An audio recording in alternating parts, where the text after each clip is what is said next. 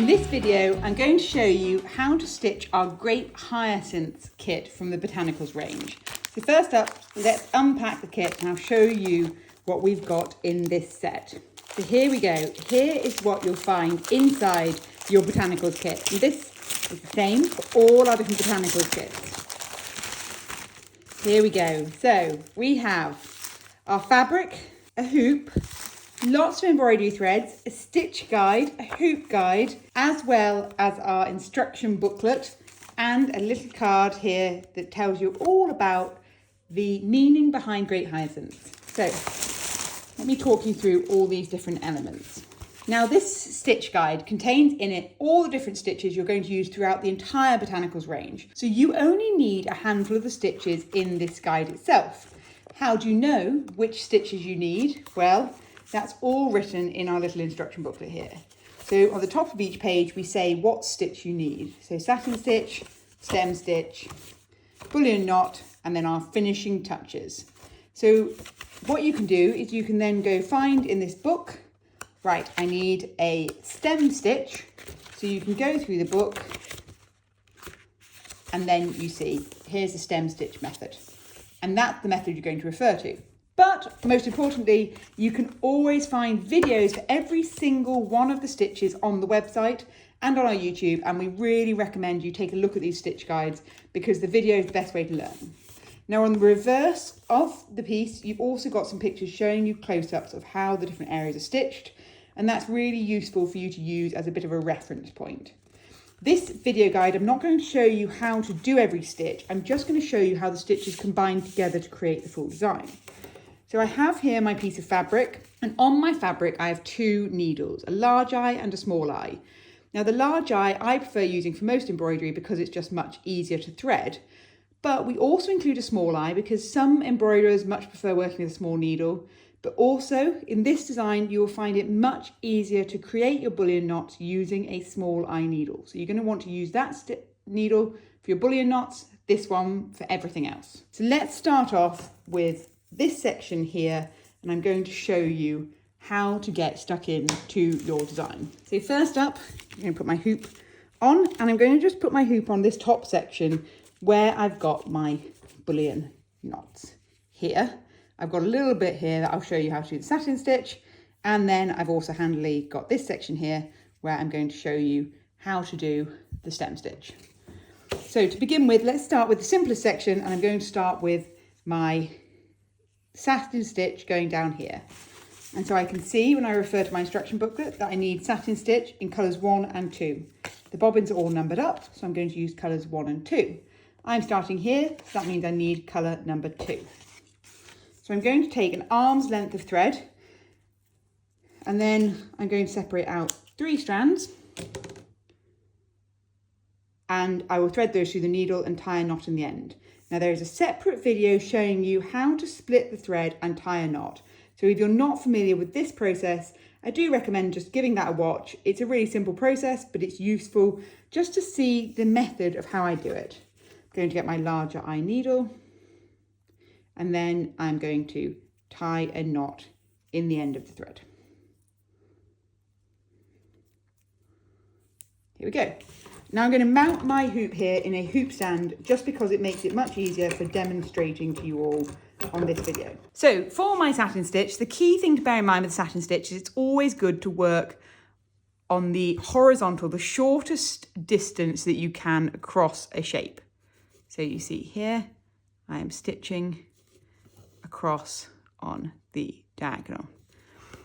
If you stitch lengthways, you just have a lot fewer stitches in order to achieve the shape. And so you can end up having it all look a little bit blocky and it looks less delicate. It looks much nicer if you're able to stitch it using the satin like this.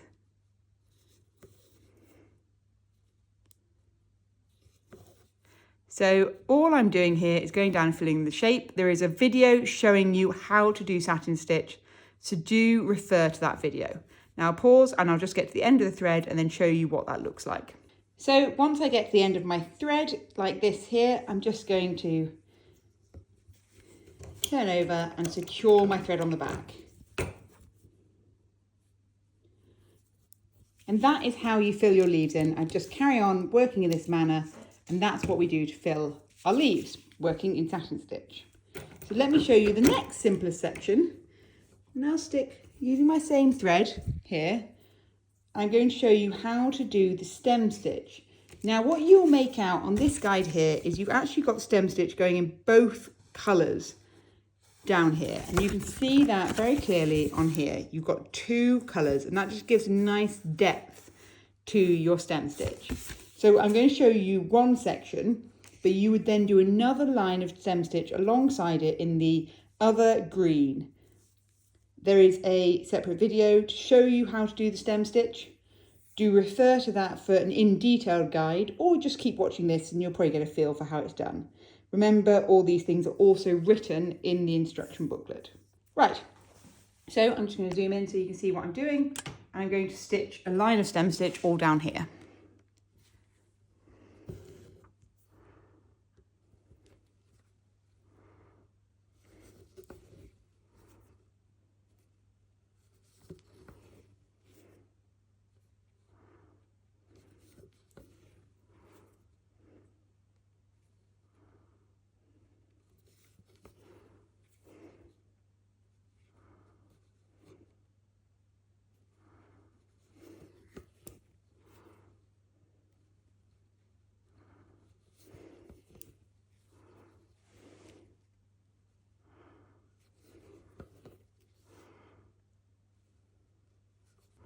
So you can see how my stem stitch is just going along the line here, and I'm just going to follow that the whole way down. It's a really simple stitch.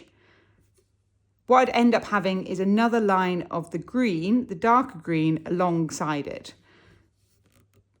It's quite good to do this bit though before you go on to stitch the bullion knots of the flower head, because the moment you do the bullion knots of the flower head, then it just is a little harder to add the stem stitch in underneath them.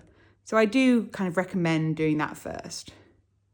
So that's your stem stitch. I'll stop there because you've kind of seen the gist of how we're going to fill it in, and you know we're going to have another line in the darker green alongside it. So I'm securing my thread again on the back. Now we go into the hardest part of the design, which is the bullion knot. And if you've not done one before, it's basically like a French knot, but a little bit harder. So if you like French knots, you'll really like these.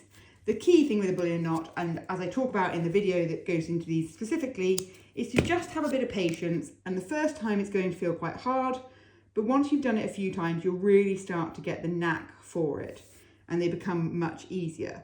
So if you're quite precious about the piece you're stitching right now, if you're worried about your Grape Hyacinth, then it's good just to practice doing this stitch onto another scrap piece of fabric first, potentially before you go and start with this one.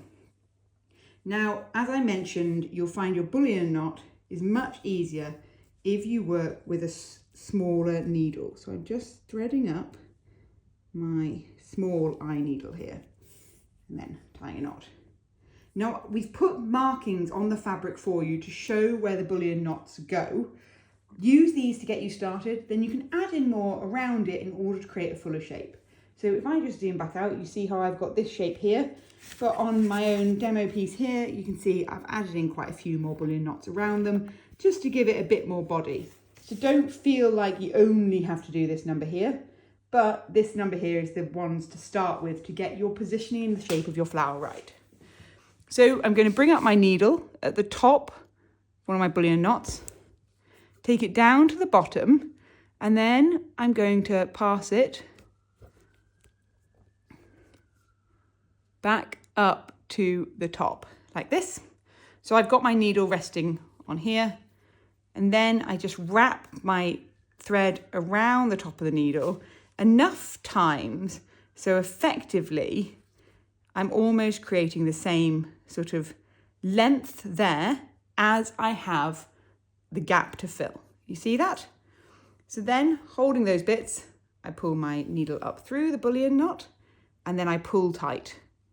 And that will settle my knot onto the surface, entirely covering over that white line. So let me go again. bring it up.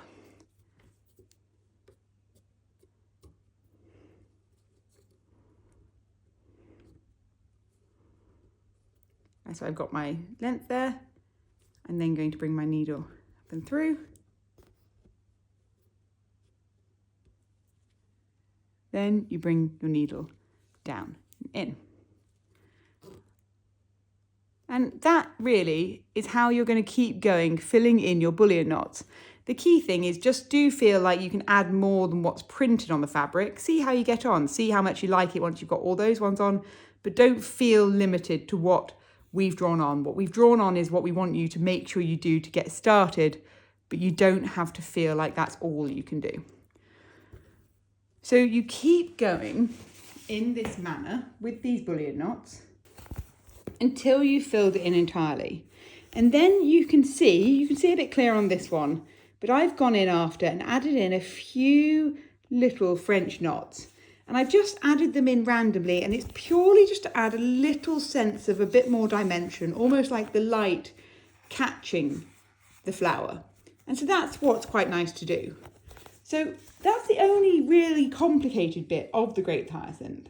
Once you finish that, the only bit you have left to do is to do a bit of backstitch, stitching over the title of the flower. So you can see how I've taken my darkest purple here and I've stitched all the wording in using a backstitch. There's a separate video showing you how to do a backstitch. So really, really simple, a lovely thing to do at the end.